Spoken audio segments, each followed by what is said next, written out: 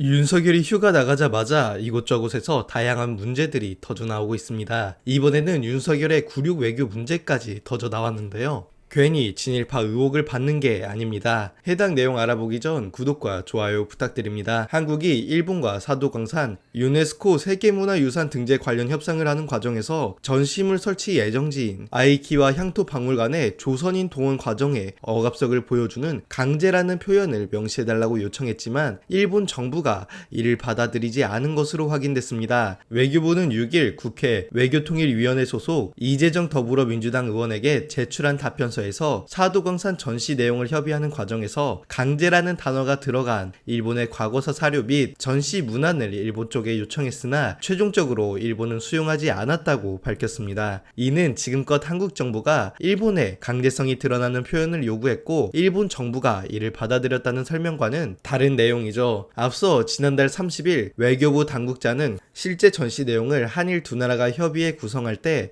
우리 쪽은 강제성이 더 분명히 드러나는 많은 내용을 요구했으며 일본이 최종적으로 수용한 것이 현재 전시 내용이라고 밝힌 바 있습니다. 하지만 현재 전시 내용을 보면 강제로 동원됐다는 명시적 표현은 빠져있다는 걸 확인할 수 있었죠. 결국 협상에 실패했다는 것입니다. 이에 양기호 성공회대 일본 학과 교수는 한국이 유리하게 협상할 수 있는 상황임에도 왜 이렇게 쉽게 포기했는지 이해하기 어렵다. 처음부터 세계유산으로 등재해주자는 결론을 정해놓고 협상에 임한 게 아닌가 하는 의심이 든다라며 비판했습니다. 한편 일제강점기에 조선인이 강제 동원된 현장인 사도광산은 지난달 27일 인도 뉴델리에서 열린 유네스코 세계유산위원회 46차 회의에서 한국을 포함한 위원국들이 만장일치로 동의해 세계유산으로 등재됐습니다. 충격적입니다. 윤석열 정부는 사도광산 세계문화유산 등재를 둘러싼 한일 간의 외교 협상에 대해 과정과 내용 전모를 공개해야 합니다. 윤석열 정부가 일본 정부의 강제 표기 거부에도 사도광산의 세계문화유산 등재에 동의하고 이를 감추려고 거짓말까지 했다는 것이 드러났습니다. 외교부는 협의 과정에서 조선인 강제 동원 표현을 요청했지만 일본은 이를 받아들이지 않았습니다. 그럼에도 정부는 사도광산 세계문화유산 등재를